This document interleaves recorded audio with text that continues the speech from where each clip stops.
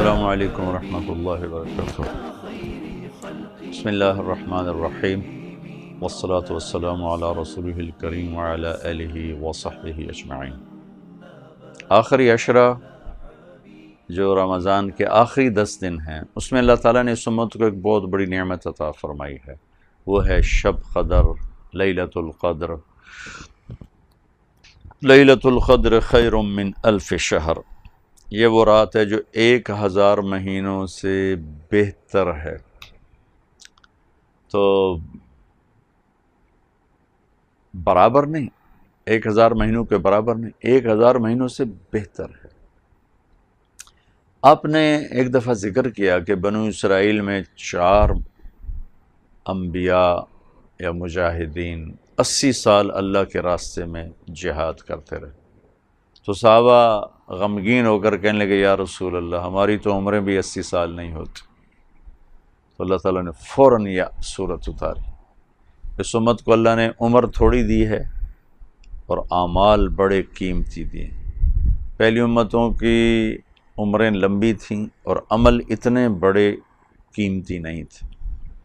پہلی امتوں کے لیے ہے من جاء بالحسنۃ فلہ عشر امثالھا، ایک نیکی کرو گے 10 ملیں گی۔ یہ انٹرنیشنل لا ہے، آدم علیہ السلام سے لے کر ہمارے نبی تک۔ جب یہ آیت اتری من جاء بالحسنۃ فلہ عشر امثالھا، تو ہمارے نبی تو رحمت للعالمین ہیں، امت کے لیے سب سے زیادہ رحمت ہیں۔ تو عرض کی یا اللہ زد امتی، یہ تو ساری امتوں کا اپنے قانون مجھے دے دیا، میری امت کے ساتھ کچھ خصوصی معاملہ کیا جائے۔ دوسری آیت آئی من ذا الذی یقرض اللہ قرضا حسنا فیضاعف له اضعافا کثیرا، چلے ہمارے حبیب ہم کئی گنا کر دیتے ہیں، جو ہمیں قرضہ دے گا ہم کئی گنا کر دیں گے۔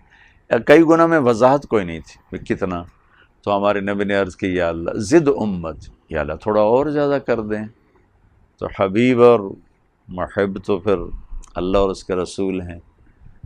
اچھا میرے حبیب یہ لیجئے، مثل الذین ينفقون اموالهم فی سبیل اللہ کمثل حبۃ انبتت 7 سنابل فی کل سنبلۃ 100 حبۃ واللہ یضاعف لمن یشاء واللہ واسع علیم۔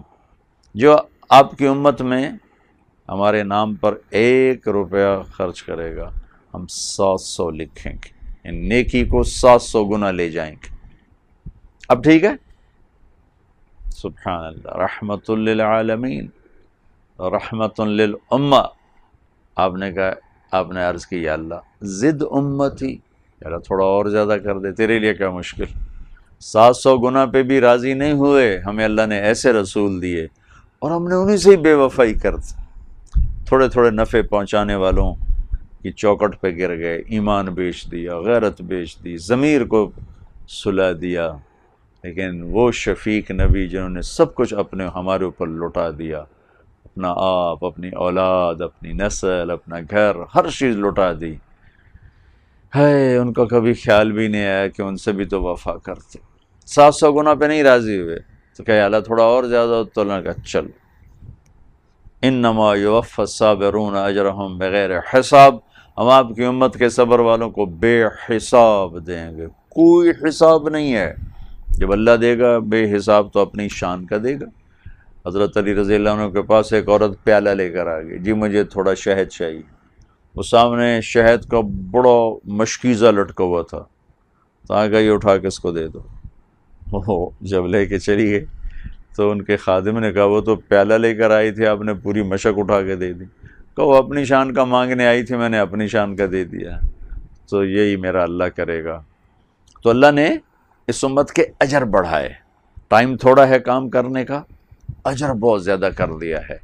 اس میں تو ہمارے لیے اگر ہم اس اینگل سے دیکھیں تو کتنی آسانی ہے، ایک مزدور کام تھوڑا کرے اور اس کی اجرت زیادہ لے، تو دوسرے کہیں گے تو اسے یہ رہے کہ چکر ہے 2 گھنٹے کام کرتا ہے 2000 لے جاندہ ہے، اسی 12 گھنٹے کام کرنا ہے سانو 500 ملتا ہے۔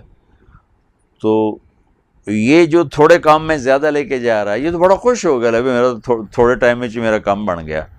تو موت تو اصل میں چھٹی ہے نا، موت سے اس لیے ڈرتے ہیں کہ موت کی تیاری نہیں، اور موت سے اس لیے ڈرتے ہیں کہ اللہ کی ملاقات کا شوق نہیں۔ جنت کا یقین کمزور ہے، اس لیے موت سے خوف آتا ہے۔ لیکن اگر اللہ راضی ہو اور ہم اللہ کو راضی کرنے والی زندگی گزار رہے ہوں تو اب یوں سمجھے موت چھٹی۔ جیسے وہ آخری گھنٹی بجتی ہے تو بچے ایک دم چھلانگے لگاتے ہوئے باہر نکلتے ہیں۔ وہ مجھے پڑھنے کا شوق تو ہوتا نہیں تھا، ماں باپ نے دھکا دیا ہوا تھا، تو میں آخری گھنٹی پہ کان لگائے رکھتا تھا۔ ہمارے سینٹر ماڈل اسکول کا بابا خوشی محمد ہوتا تھا، وہ جب آخری گھنٹہ وہ مارتا تھا نا، اس پر وہ گھنٹی لگی ہوتی تھی، اس پر آ کر وہ ایسے ہتھوڑا مارتا تھا لکڑی کا، ٹن، تو میں نعرہ لگاتا چھٹی، کیونکہ میں تو انتظار کر رہا ہوتا تھا، مجھے نہیں پتا ٹیچر کیا کہہ رہا ہے، لڑکے کیا لکھ رہے ہیں، میرے کان لگے ہوتے تھے کہ چاچے خوشی ہے، گھنٹہ کس لیے بجاونا ہے، وہ یا ٹن ہوتے ملے بھی چھٹی ہو گئی۔ اگر اللہ ہم سے راضی ہے نا تو موت چھٹی ہے، اور اللہ کی ملاقات ہے، اللہ کے نبی کی ملاقات ہے۔ اللہ میں ایسی زندگی نصیب فرما دے، ٹائم تھوڑا اجر زیادہ، پہلی امتوں کا ٹائم بہت زیادہ، اجر بہت تھوڑا، 200 سال کی زندگی اجر تھوڑا، یہاں 80 سال کی زندگی، 50 60 70 سال کی زندگی بے حساب اللہ تعالیٰ نصیب فرما رہے ہیں۔ یہ بھی ہمیں اپنے نبی کی طفیل شب قدر ملی، لیلۃ القدر، ایک رات 80 سال کی عبادت سے بہتر۔ پہلی امتیں 80 سال عبادت کر کے جہاں پہنچیں گی، یہ امت ایک رات گزار کے وہاں سے آگے چلی جائے گی۔ تو اس رات کو ضائع نہ ہونے دیں۔ یہ کبھی 21 ہوتی ہے، کبھی 23 ہوتی ہے، کبھی 25 ہوتی ہے، کبھی 27 ہوتی ہے، کبھی 29 ہوتی ہے۔ پورے پاکستان میں 27ویں کو سب جاگ رہے ہوتے ہیں کہ آج شب قدر ہے۔ ہو سکتا ہے وہ شب قدر ہو سکتا ہے، لیکن یقینی نہیں سمجھنا چاہیے۔ آج کل تو راتیں بڑی چھوٹی ہیں، ہم تراویح سے فارغ ہوتے ہوتے ہمیں 11 بج جاتے ہیں، اور 2:30 بجے سحری شروع ہو جاتی ہے، تو بیچ میں تو ٹائم ہے 2-3 گھنٹے کا ہے۔ تو اگر ہم سارے یہ جاگ لیں، اور ہماری نوجوان نسل تو آج کل ویسی راتوں کو جاگتے ہیں، یہ رات کو جاگ لیں، تھوڑے سے نفل پڑھ لیں، تھوڑے سے قرآن پڑھ لیں، تھوڑا سا ذکر کر لیں، تھوڑی سی دعا مانگ لیں، اور ساری رات ان کی قیمتی بن جائے گی۔ یہ 5 راتیں اگر آپ جاگ لیں، 21 23 25 27 29، ان میں سے ایک رات ضرور شب قدر ہے، وہ ایک رات آپ کے لیے 1000 مہینوں سے بہتر ہے۔ میں جب 3 چلے لگا رہا تھا 1971 میں، تو رمضان آ گیا، ہم پیدل چل رہے تھے ادھر بارڈر کی طرف، قصور سے آگے، تو مجھے شوق ہوا کہ شب قدر مل جائے مجھے، شب قدر۔ میں نے پہلے رمضان سے مانگنا شروع کیا، یا اللہ میں پیدل سفر کر رہا ہوں، یہ 5 راتیں مجھ سے نہیں جاگا جائے گا، جس رات وہ آنی ہے نا مجھے تو اٹھا دینا، تیری بڑی مہربانی۔ تو ایک گاؤں تھا راجوال کے قریب، راجوال ایک اڈا آتا ہے قصور سے دیپال پر جاتے ہوئے، اس سے اندر کی طرف 8-10 میل ہم ایک گاؤں میں تھے۔ تو اس پورے علاقے میں ہمیں بڑی گالیاں پڑی، اوے وابی آ گئے، اوے نبی دے گستاخ آ گئے، اوے انہوں نے کٹ دے، اوے کافر نے، اوے انہوں دی گل نہ سنو، ہر جگہ بڑے عجیب و غریب معاملے دیکھے۔ تو میں رات سویا ہوا تھا، دسمبر میں رمضان تھا، ٹھیک 12 بجے کسی نے میری رضائی اوپر سے کھینچی اور مجھے اٹھا کے بٹھا دی۔ میں یوں ہو کے بیٹھا، رضائی وہ ہو گئی، میں ایسے، میں کہ میں نے کیا اٹھایا؟ میں ادھر ادھر دیکھا، سارے سوئے پڑے، میں کہ یہ میرے ساتھ کیا ہوا ہے، مجھے کس نے اٹھا دیا؟ کوئی بھی نہیں۔ میں نے پھر رضائی اوپر لی اور لیٹ گیا۔ جو میں نے سرانے پہ سر رکھا، مجھے یاد آج تو 21 کی رات ہے، تو مجھے کرنٹ لگا، میں اٹھ کے کھڑا ہوا تو سامنے گھڑی پہ 12 بج رہے تھے۔ تو مجھے نہیں پتا کہ وہ شب قدر تھی یا میری وہ دعا کی قبولیت تھی، لیکن جو میں پچھلے دنوں مانگتا چلا آیا کہ یا اللہ مجھے بس شب قدر میں اٹھا دینا، 5 راتیں نہیں اٹھا جاتا، پیدل سفر ہے، روزہ ہے، اور آگے لوگ بھی ایسے بھائی مل رہے ہیں کہ مسجدوں سے دھکے دے کے نکال رہے ہیں۔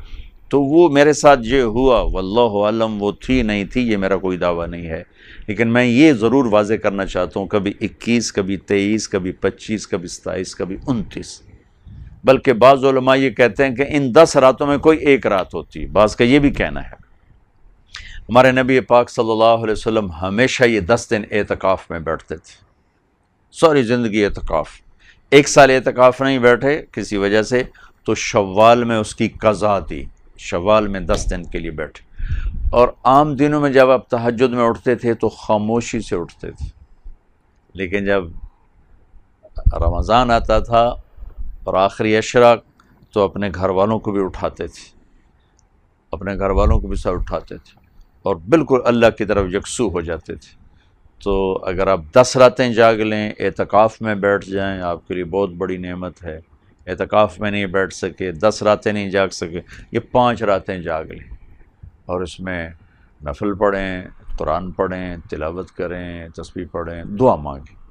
دعا سب سے بڑی عبادت ہے، کیونکہ وہ ساری رات دعا کی قبولیت قبولیت قبولیت قبولیت۔ بس 4 آدمی ہیں جو اس رات کی نعمت سے محروم رہتے ہیں۔ جبریل نیچے اترتے ہیں زمین پر فرشتوں کو لے کر اور پوری دنیا میں پھیل جاتے ہیں، جہاں جہاں شب قدر میں جاگنے والے دعائیں کہہ کر وہ آمین کہتے ہیں۔ پھر جب اذان پر سارے اکٹھے ہوتے ہیں تو فرشتے جبریل سے پوچھتے ہیں کیا ہوا، تو کہتے ہیں اللہ نے سب کو معاف کر دیا، 4 آدمی پینڈنگ۔ یہ نہیں کہ ان کو معاف نہیں کیا، مؤخر کیا ہے کہ یہ 4 آدمی ہیں، یہ 4 کام کرتے ہیں، یہ ختم کر دیں گے، ہم معاف کر دیں گے۔ تو انہوں نے کہا جی کون کون؟ کہا ایک شراب کا پینے والا، مستقل شراب کا عادی، شب قدر میں نہیں کیس کھلتا اس کی، ایک ماں باپ کا نافرمان، ابھی تھوڑی دیر پہلے میں نے خط پڑھا، ایک ماں نے مجھے خط لکھا کہ میرے 2 بچوں سے میری جان چھڑا دو، ان کے لیے انہوں نے مجھے ذلیل کر دیا ہے، میں چاہتا ہوں میری ان سے جان چھوٹ جائے۔ یعنی وہ ان کی موت کی تمنا کر رہی، جوان بیٹے موت کی تمنا کر رہی ہے ماں ہو کر، کہ انہوں نے ماں کو اس قدر تنگ کیا ہوا ہے کہ ماں جیسی شخصیت اور ہستی کا سینہ اور کلیجہ انہوں نے چیر کے رکھ دیا ہے۔ تو فرمایا ایک ماں باپ کا نافرمان بخشش نہیں ہوتی۔ تیسرا رشتہ داروں سے لڑائی جھگڑا کرنے والا، جو میں نے پہلے ایک ریکارڈ کروایا ہے کہ جھگڑے نہ کرو، لڑائی نہ کرو۔ رشتہ داروں سے بات پہ لڑنے والا، ایک اس کی بخشش نہیں ہوتی۔ اور ایک دل میں کینہ رکھنے والا، کینہ کسے کہتے ہیں؟ کہ میں آپ سے نفرت بھی کرتا ہوں اور آپ کو نقصان بھی پہنچانا چاہتا ہوں، اور اس کے کوئی نہ کوئی میں ہیلے بہانے تلاش کر رہا ہوں کہ کیسے آپ کو نقصان پہنچاؤں، اس کو کینہ کہتے ہیں۔ تو یہ 4 آدمی کو چھوڑ کر باقی سب کی بخشش کا اعلان ہو جاتا ہے، اور ان 4 کے لیے یہ نہیں کہا جاتا کہ ان کی بخشش نہیں ہوگی، یہ کہا جاتا ہے اگر یہ توبہ کر لیں گے تو ان کو بھی معاف کر دیں گے۔